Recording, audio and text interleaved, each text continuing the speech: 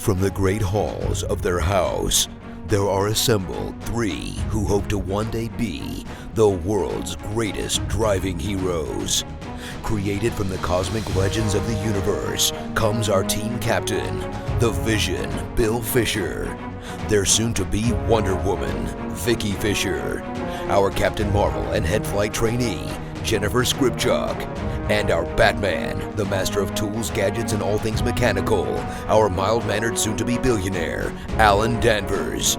Their mission, to fight injustice, share what is right and wrong, to get you out of your house and come out racing with them, and serve all mankind. They are the Garage Heroes in Training Team. Welcome to the Garage Heroes in Training Podcast. I'm going to be one of the hosts for this episode. My name is Bill. Who else is hosting? It's Vicky. It is. And she's semi-awake. Oh, yeah. Yep. This is like two in a row. You feeling okay? You know. Yes, I was just mentioning that, before we hopped on that today was a garage day and it was hot. It was so hot. Summer has hit good. Northeastern Pennsylvania. It has, but we got a lot done. So that was good. Good. We'll talk about that another time. Anyway, Vicky, we have a guest. Yes, we do. He is the current title holder for the most reschedules, yet successfully getting it set up. Nice. We have one more person who's got many more reschedules, like 2X has yet to come on. So right now you are the record holder. It's okay. We've rescheduled it too, so it's not really all his fault. Anyway, he is the proprietor of Conover Motorsports.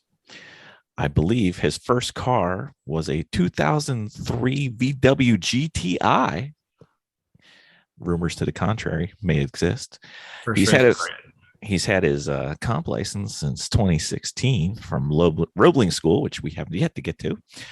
And we know him from his involvement with Grassroots Racers and Autosports Labs with some of their telemetry systems, which is where we got two of them from him. And the interesting thing was, I don't know if even Cameron knows this. When he first called me about this, it was actually, we were just arriving in Killington trying to grab tacos from the taco place for our ski trip. And that's when I boogied outside. And that's when we started talking about telemetry as I'm sitting in a ski chalet town trying to figure out how to race a car in some months from there. But it was an interesting day. I guess we should end the introduction at some point today, or otherwise we could just have an intro podcast. But what was that with that tongue? Your tongue got stuck to the roof. I know. I had too much water on. I had way too much water on before. But anyway, welcome to the podcast, Cameron Conover. Welcome. Thank you. Glad to be here. We could have a new record for my longest babbling intro. But anyway. So did I leave anything out?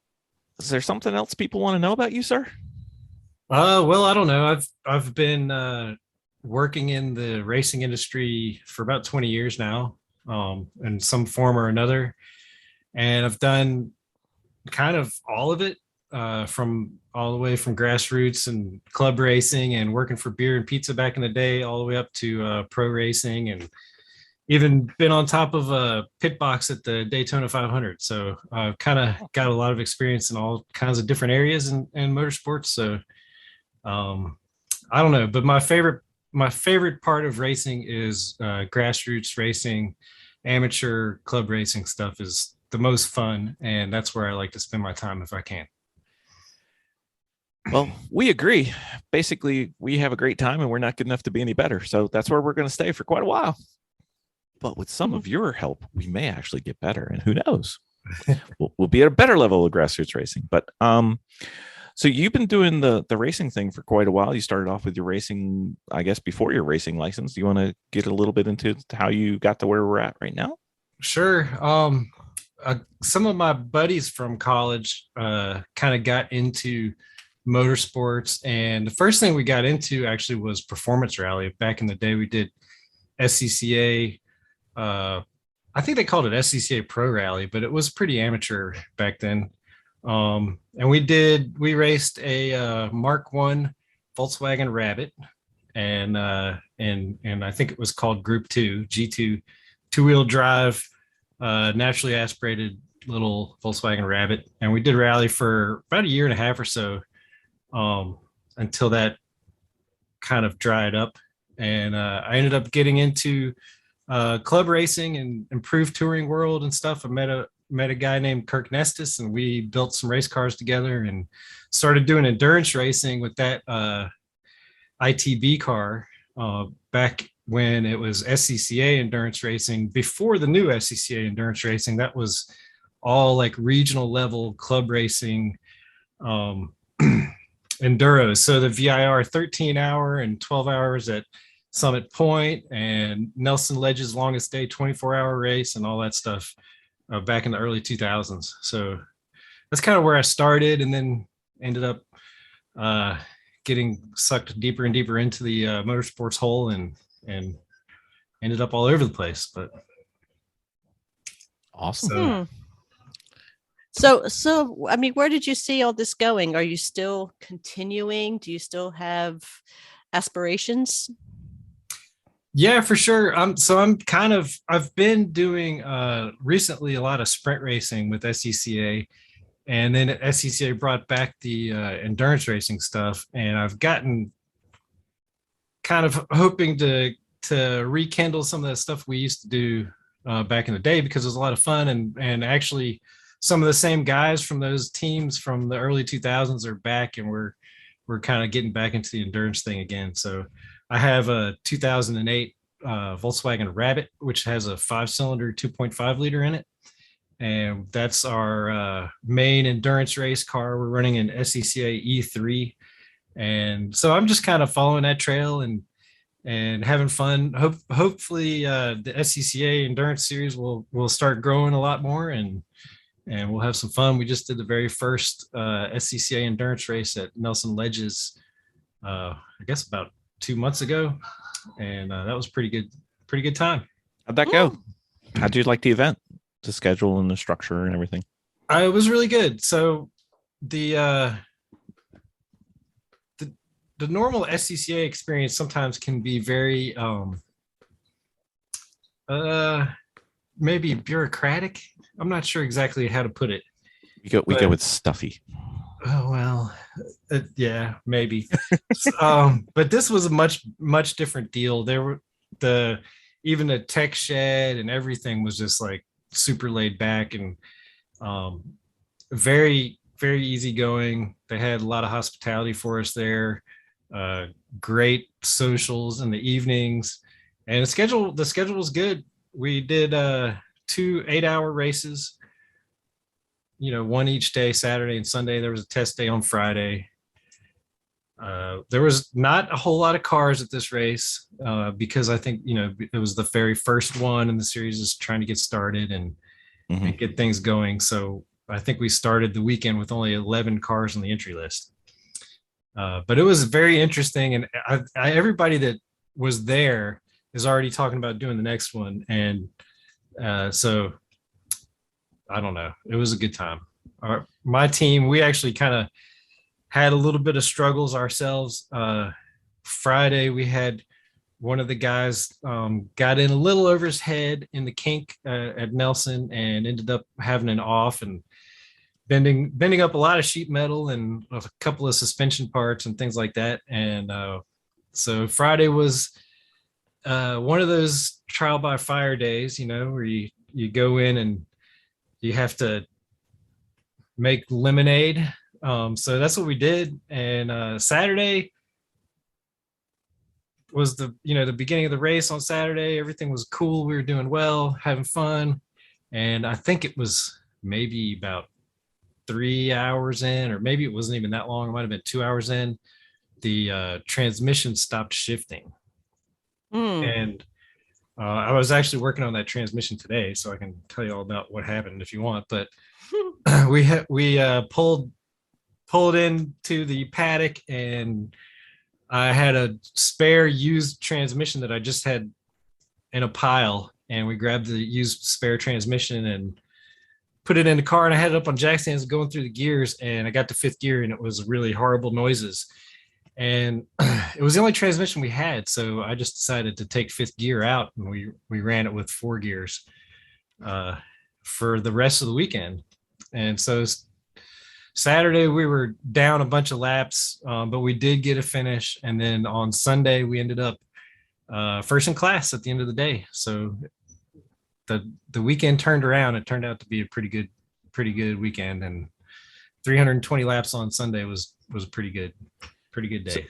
So fifth gear is just for show then. Well, it's Yeah. It turned out that we really didn't need it at Nelson with the gearing.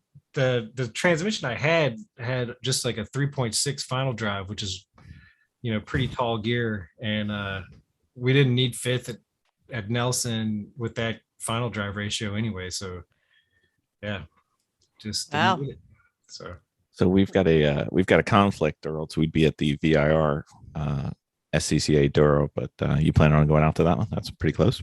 Yep, for sure. We're on entry list already, and that transmission is getting rebuilt, and all the bodywork sheet metal is already fixed and things, and we're on the way to making it. So we'll be there for sure. Why don't we learn how to take fifth gear out? Well, I mean, fifth gear takes out everything in our transmission. That's right. So. It does. It's got the number written on the knob, but the number on our knob has a big X through it, and don't use it. Right. In very bright Sharpie, and we replace that Sharpie mark every time. That's right. Nice. I believe it's made of glass, but that's just us. Anyway, so as part of your way that you've been able to stay in Conover Motorsports and being related to working for 20 plus years in motorsports, which is rare, you have a workshop that does race car prep and build. Yep. So I have a shop here near Greensboro, North Carolina, and I do. Now you hurt me. My family's from Greensboro. Oh, really? I have no excuse not to go find you now. Damn it. Cool. Yeah, I like Greensboro. It's nice town to be in, I think. But yeah, we're it's just me there. I'm focusing mostly on Volkswagen stuff. That's kind of my wheelhouse, but I do some other things too, and I'm working on a lot more getting into telemetry and data and doing like reverse engineering of CAN bus stuff to suck more data out of these modern cars, and trying to kind of edge towards that way for work rather than complete ground up builds, which I've done a ton of those over the years, but they're just so intense, and if you try to do a ground up build for a customer just by yourself, it's hard to maintain other customers. So just because it takes up so much of your time, especially right now with supply chain stuff going on. Yeah, it is definitely. So yeah, well, we'll still come by. We'll figure something out. There's got to be a reason for us to get down there and see some things. But I guess the reason that we did bring you on was especially to go over the RaceCapture systems that we have and you guys have now. I think we've got a Pro Track and a Mark II. Does that sound right? Yeah. So I have them here. I know that on the podcast they can't see them, but the new hardware. This is RaceCapture Track Mark II. No, yeah, Mark II. No, wait, no. This is the. Good gracious! You should talk to somebody who sells these things. It's like they're the iterations are getting confusing, but yes, the Mark III, the Mark II, the Pro Track. So the big updates that on all the hardware now is the new connectors. So it's called M8 style connector. So it's more like a motorsports grade connector, where before everything had RJ45s and Molexes and stuff like that. These are much more hardened motorsports grade type stuff. And the RaceCapture Track has now a GNSS system in it. So that is not only GPS, but also GLONASS and Galileo, all the GPS systems globally, it can track at the same time. So instead of having a lock on 8 or 10 satellites, you have 20 satellites. So really improves accuracy. Awesome. So that's the big upgrade with the track. And then Podium Connect is in Mark II. This is Mark II. That's Mark III. Track Mark III. Podium Connect Mark II. And we're going to have RaceCapture Pro Mark IV coming. Lots of marks here. Yeah. So the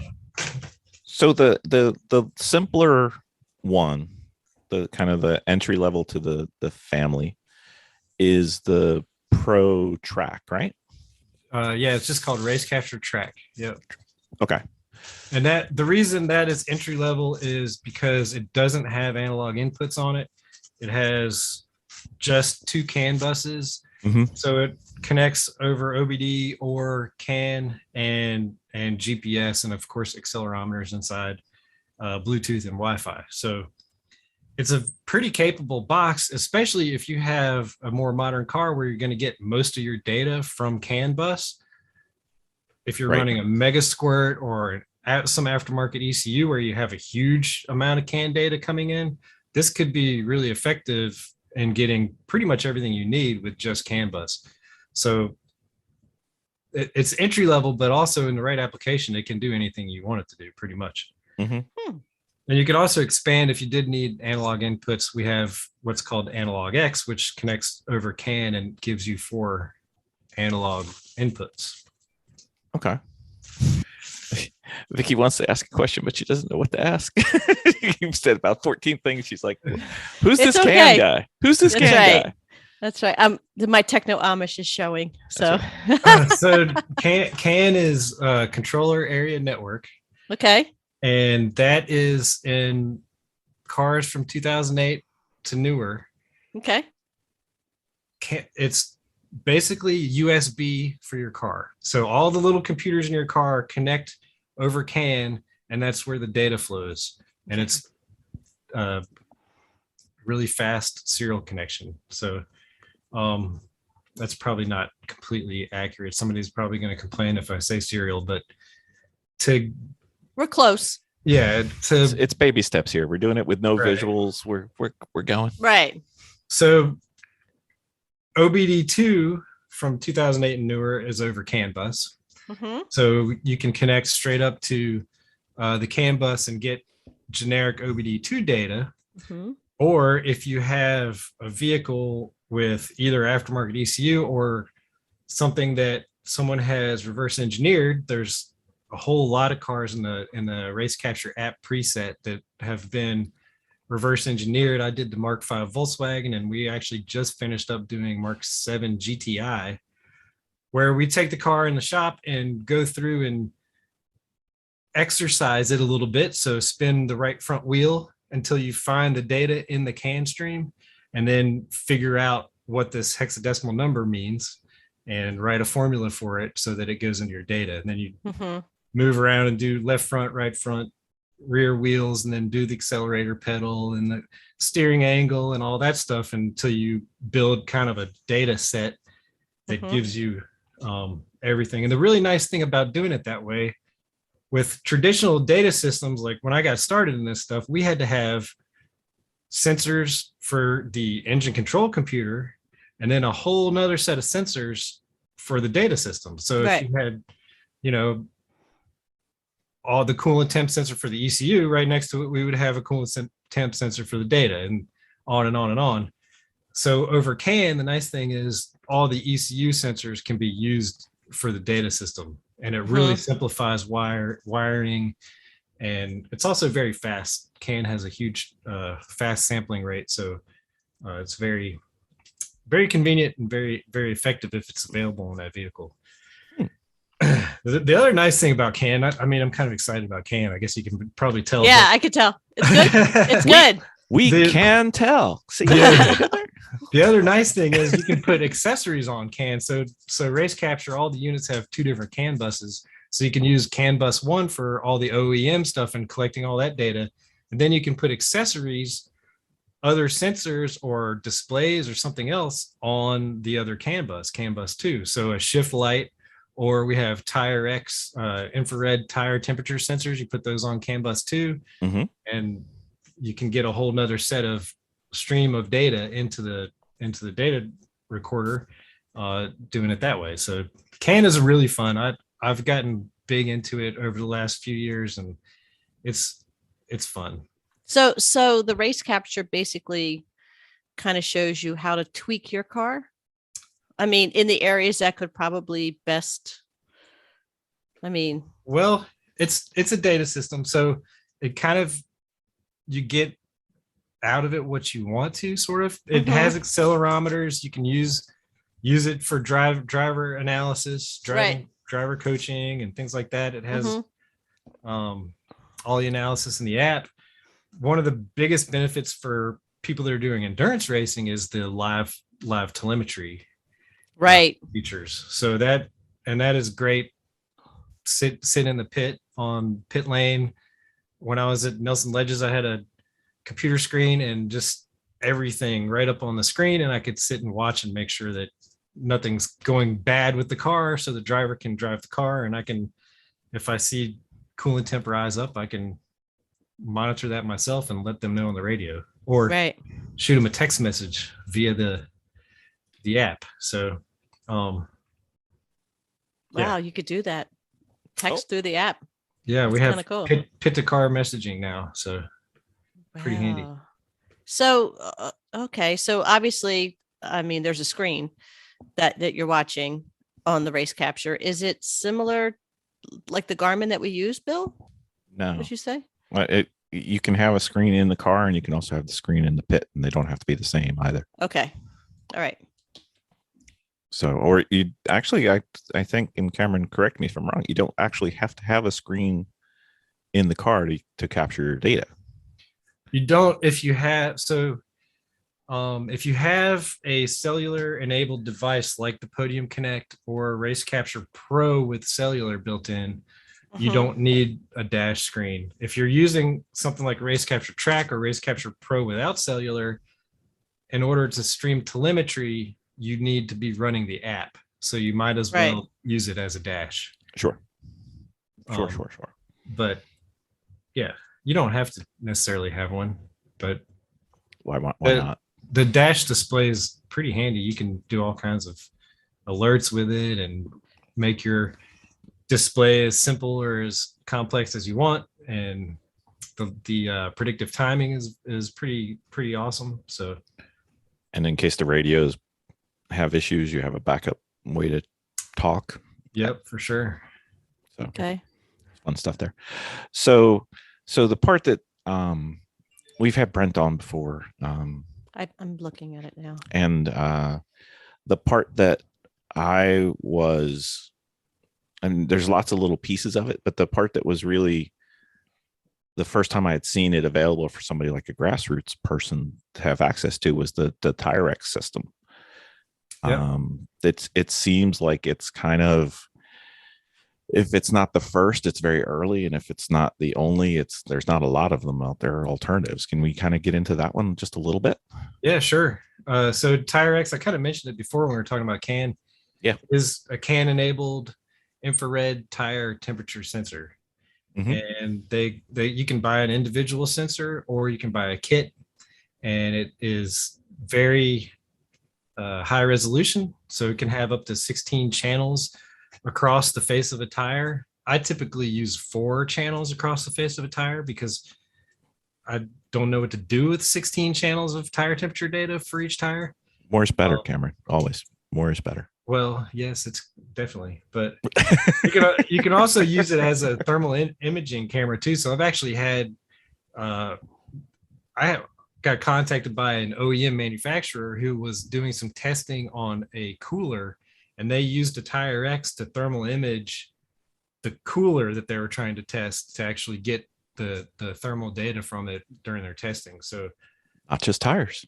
Yeah, it's pretty useful if you have other things that you want to keep an eye on, but it is great for tires. It's over CAN, so it's very simple to install. It's all plug and play, and yeah, pretty handy. So Vicky, why would you care about your tire temperature across your tires? Because it affects the amount of air that's in the tires and the tire balance. Well, Well, not really the amount of air. The air doesn't.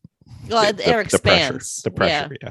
There's definitely a relationship. Yeah. So yeah, which therefore affects the amount of balance that you have and the amount of traction that you have on the. Mm-hmm. So imagine if you will, you have a tire and you've got a temperature disparity across the face of the tire, Mm-hmm. right? You can use that to indicate a change or potential change in the alignment of the tires or the car. Mm-hmm. Or the setup of the car and Mm-hmm. various other things. And you can actually, with this system, you can monitor it as the car is rolling, as opposed to what we've done in the past where we do a tire parameter or tire thermocouples, and you have to run around like a little crazy person and get like the points. You can actually do it while the car is rolling around on the track, which, we haven't talked to anybody. I don't know, Cameron, give us a hint if there's a way to get somebody to go out there with a tire parameter and give me the temperatures while the car is rolling by. I haven't talked anybody into it yet, but Mm-hmm. yeah, definitely not. No, it doesn't work. So yeah. from the techno Amish person, that would be Vicky. That would be me. Yeah, not too terrible, but I do have my tendencies. Easily overwhelmed by something like this. Very easily overwhelmed, but find it very, very valuable. The installation of something like this, is there assistance to go search for that? So TireX, for as far as or the system itself, I think she's basically doing everything. Like if I have this system now, it's like, now what do I do? Like, where do I go for information to install it? I mean, it's not like I'm not handy. But I mean, are there videos that we can watch? Is there more instruction to understand the? There are. So the kind of the default user manual is the Autosport Labs wiki. Okay. That has a bunch of information, but it doesn't end there. There's also Autosport Labs Discord channel where people hang out all the time and you can get help there. And then also the Autosport Labs Facebook page. Right. That there's a bunch of activity there. There are some YouTube videos. I know Brent has some on his Autosport Labs channel. I've done a few YouTube videos about Autosport Labs products. And so you can kind of find stuff online on YouTube as well. Yeah, really, when we did it, it really wasn't that hard. I think we have a system that's no longer sold. I think you got RaceCapture Pro Mark III. We do, but then we also have the one that's just like a little. I'm going to use the word dongle. I'm not sure it's a dongle, but it's basically just a little, like deck of cards size. And that's it. The track Mark II. Yeah. Okay. Yeah. So they were fun. We've used both. We enjoy both. And the part of this is also the podium aspect to it. Is that? Yes. So that can be a little bit confusing. There's Podium Connect, which is hardware, and that is basically a telemetry modem. If you already have a system in your vehicle like AEM or Motec, data system already there, Podium Connect would connect with that over CAN, and you can stream all your data into Podium Connect, and then that's a modem to send your information up to Podium, which is the cloud-based telemetry side of things. So there's two ways to do that. One way is podium.live, which is a website. So if you go to a race and you're streaming all your data and you want to send, Uncle Sal in Kansas City wants to see your oil pressure, you can send him a link to podium.live on the website and he can see your data there, lap times and whatever is up there. And then there's a Podium app. So a little bit separate from the RaceCapture app is Podium app, and that is where you would build your dashboard for the pit side. And I mean, technically Uncle Sal could look at that too, but unless he's gonna go in and bring all your channels in and build a dashboard, he's probably gonna enjoy the website better. But on the Podium app, your data will stream there and all your channels automatically populate, your time, live timing, everything comes in, and then you can just kind of set your telemetry display up for the pit side the way that you want it to be. So how would you recommend setting something like that up for endurance racing? Well, you want critical channels to be easy to see. Mm-hmm. And so things like oil pressure, charging voltage or battery voltage, coolant temperature, all that stuff, you want it to be like right somewhere easy to see where you can glance at it and have kind of a nominal idea that everything's in good shape. I kind of tend to put as much stuff on one page as I can, which can be overwhelming. But if you're sitting down in the pits in front of a screen in an endurance race where the car is going to be on track for 2 hours at a time, you have time to look over all that stuff instead of scrolling back and forth to different pages. But yeah, it's kind of personal preference, but definitely keep your critical channels in an easy to reference place on the screen. What about the in-car interface? What do you recommend on that side? There's a lot of different ideas about that. So a lot of drivers want to see lap timer. I've actually worked with teams before that really don't want their drivers to look at lap time, so they actually delete the timing page because that's good. want the drivers to pay attention to driving and not compete with each other and see who gets the fastest lap. And actually, for an endurance situation, that's good. I think that's better. A lot of times when you stop paying so close attention to exactly how many tenths you are this way or that way, you start focusing on driving, you accidentally go faster, so it's a weird idea. When you focus on your driving, you go faster. Yeah, it's funny. I mean, even some people, when they're out there pushing so hard, if you're on the radio with them, you actually say, hey, okay, we need to save fuel, back down a little bit. And they start backing down and then end up going faster because they're not overdriving the car. And their tire X temperatures go down and everything goes down. So lovely. Could you just thinking while we're talking, so this question could be absolutely idiotic, but could you use the tire X on the brakes? You could, if you have a good view. Like if you had a strut, you could mount it on the strut and aim it at the back of a brake rotor or something like that. You need a angle, right? Depends. You definitely could. There's a lot of the pro cars, prototypes and GT cars and stuff have an IR sensor that shoots the brake rotor, so it's not a stupid question at all.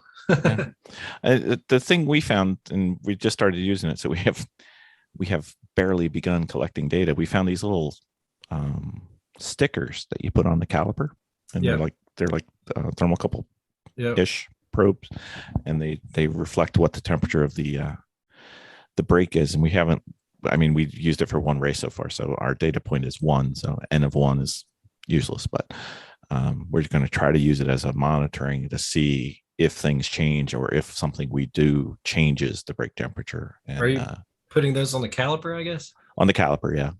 So it's an indirect measurement, but it's relative.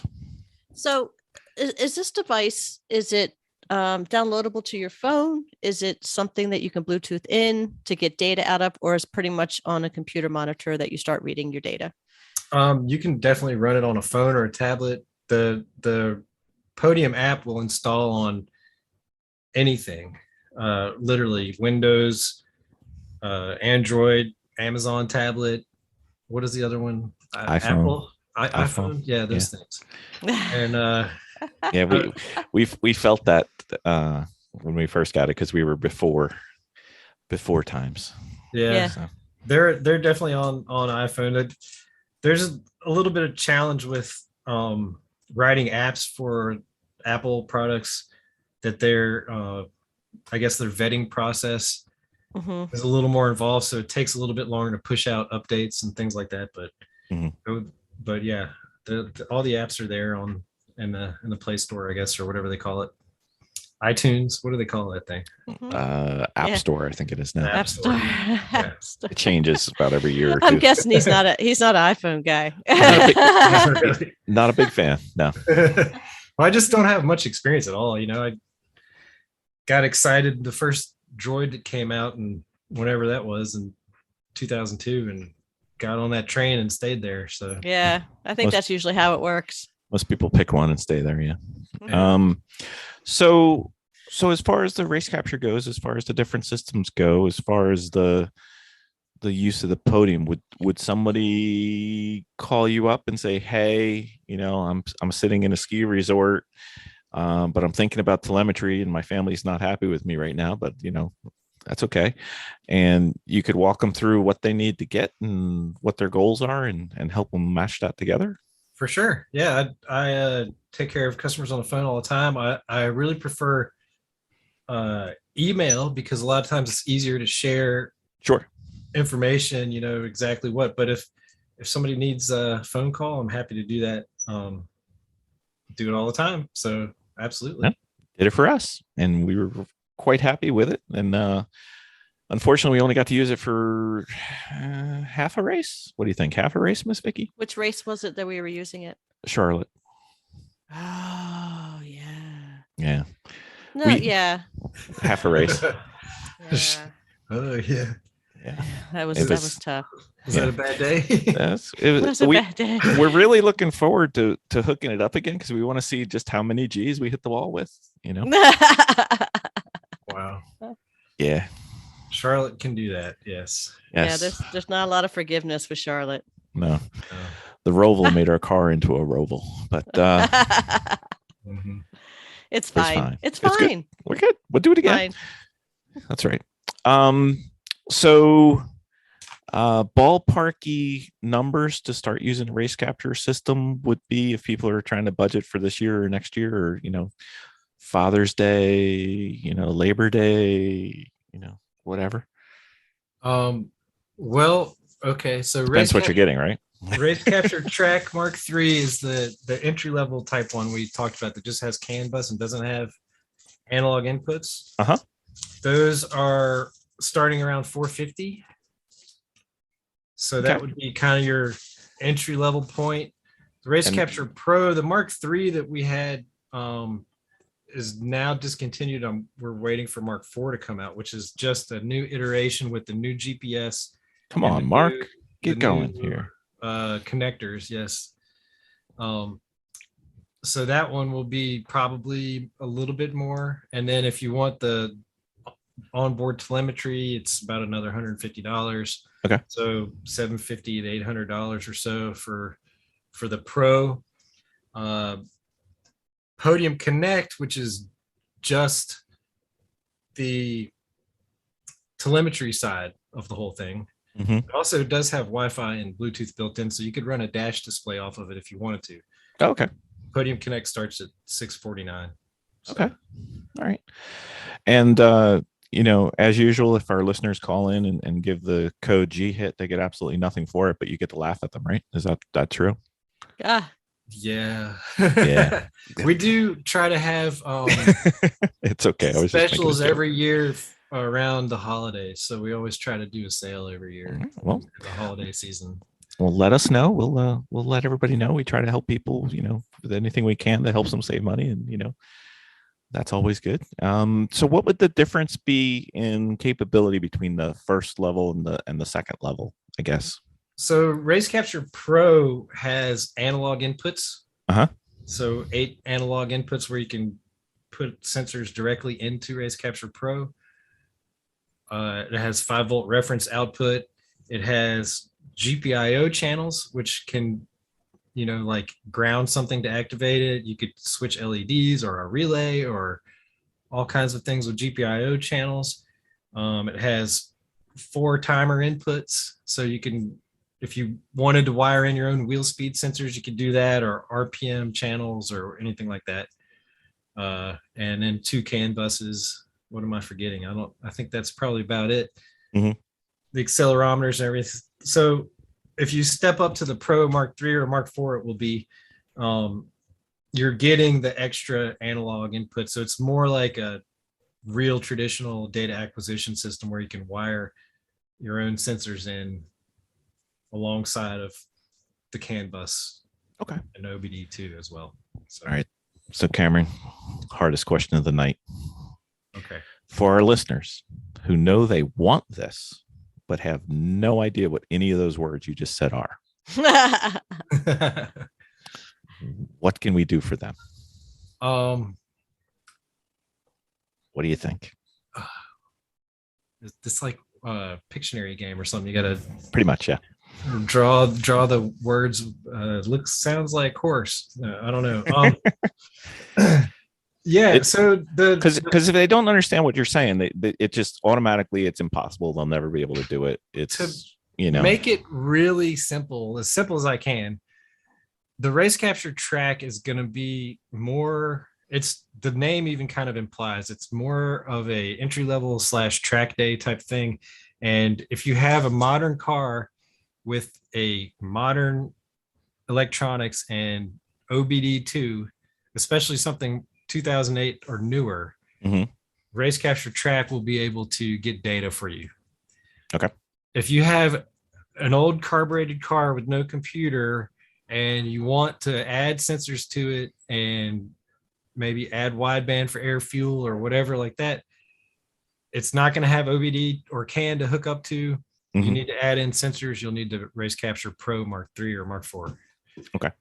And rough level of difficulty and time to install the different systems? That has greatly improved in the new generations because now everything is plug and play. So the new connector standard that came out in all these new generations goes along with plug and play sensors that we have. So you can buy, if you need a pressure sensor, you can buy a pressure sensor and the right wiring harness and plug it right in, and all the presets. So all the sensors, even sensors for other systems and other manufacturers' sensors, we have all that stuff preset in apps in the app. So when you go in the RaceCapture app, instead of having to figure out, okay, it's 150 PSI pressure sensor, what's the formula to get the data into the data, it's a preset now. So you just go in, find that sensor, and you say, okay, this analog input number 1 is a pressure sensor,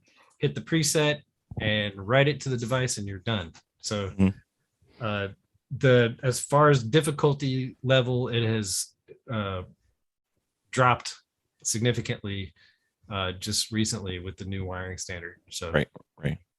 And you don't have to start with every sensor, every data channel, everything all at once. You can kind of get in and add as you need or add as you want, and you don't have to eat the elephant one bite at a time kind of thing. For sure. And that's one of the kind of the cool things about the CAN bus system. And if you started out with the RaceCapture track entry level and you decided that you wanted to add analog sensors, you can CAN bus in an analog X or all kinds of different things you can just plug right in and build the system over CAN. So that's a nice feature also. Okay. So for our listeners who may not be the most technical, but they have a relatively new car, I think 2009-ish, I think, if I remember right. Yeah. It's similar in difficulty to kind of hooking up a PC with peripherals and things like that. It's not too much difficult. Difficult. I mean, I like kind of the way that the wiring is now.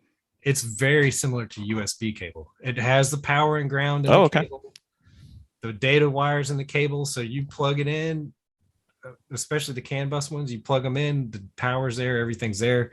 The sensors, analog sensor channels are the same way. Power and ground is there, signal is there. So it's very similar to modern PC with USB cables and things like that. It's pretty easy. Yeah. Okay. So it got even easier than we did it. And if we could do it, then just about anybody can do it. Cause you got the Techno Amish over there and I'm no better. So, okay. Very cool. That's awesome. Anything new coming? Anything we need to know about? Well, I think the new things on the horizon, the one big thing is video in the app. So, oh, wow. The ability to sync video with the data in the app is right over the horizon, if not sooner than that. Yeah, so that should be pretty soon. All the new hardware is fresh and brand new. One thing a lot of people have been dying for maybe the last 2 years or so is the shift light. We have Shift X3, which was sort of stalled in production, or not stalled, but not being produced for a couple of years, and now it's coming back. So that'll be back soon. So everybody that's dying for a shift light can order one in probably 2 or 3 weeks. So that'll be cool. That would be good. COVID has been a mess, so we understand. Yeah. Vicky, you feel like you got it now? All right. Well, I'll show she. Yeah, you know what? I'm a hands-on learner, so if I have the devices and everything in front of me, and then walk through, then I could probably understand it better, or watch a video, or that's what I was going to say. Ask questions. Yeah. Or if you get in a tight spot, give me a call and I'll help you. Yeah. I was going to say we need to go to the hangar after we hang up, and if I show her this stuff, she'll be like, "Oh, that's what you guys were talking about." Oh yeah, running sensors and stuff. That it's going to be fun. It's going to be fun actually hooking one up. Will be. I'm still dying to know how hard Jenna hit the wall, but that's just me. Was it turn one or? It was exiting the roval onto the backside. It was the second to last turn. It was the second to last turn.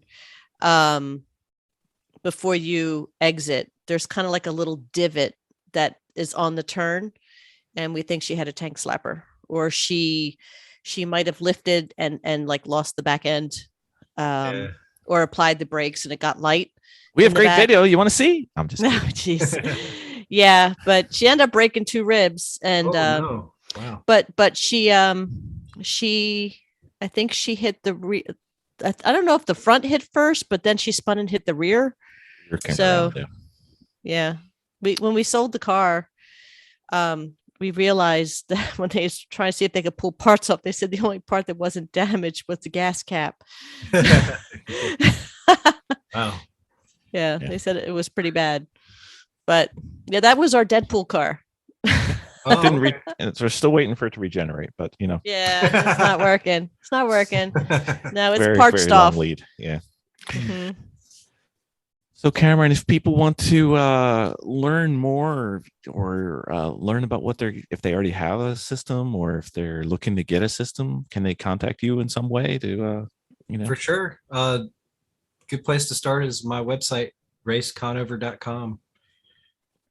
My contact info is there, and you can shoot me an email, or there's even a contact form request on the website. So good place.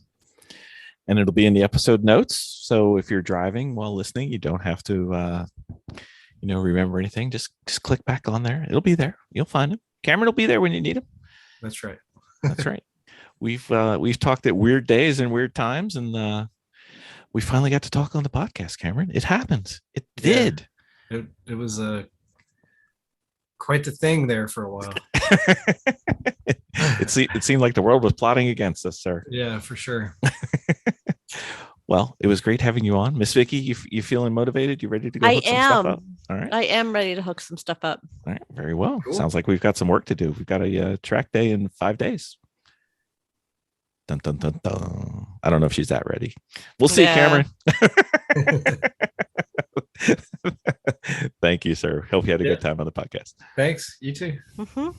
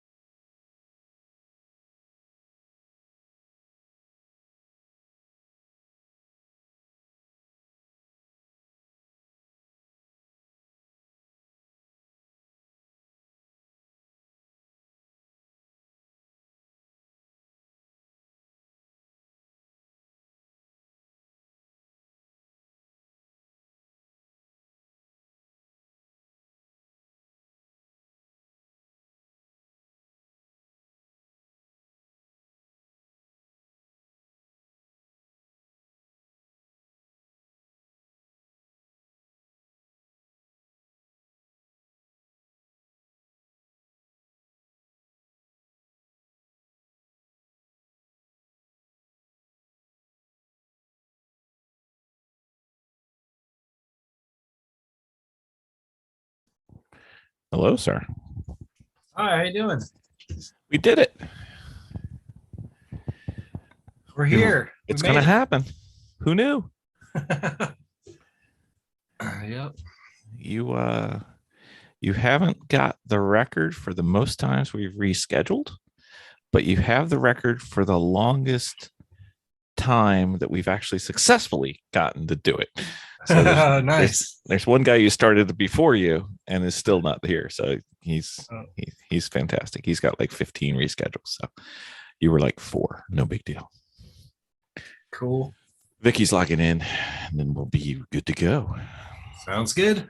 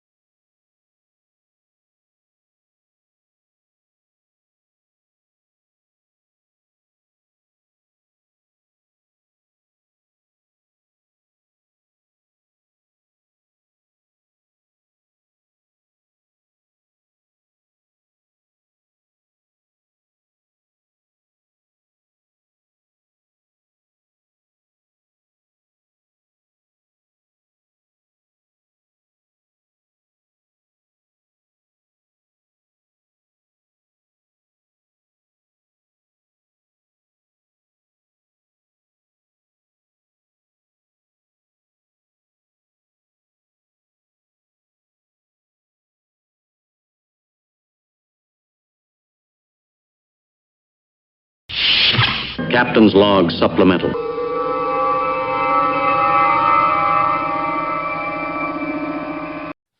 So, Miss Vicky.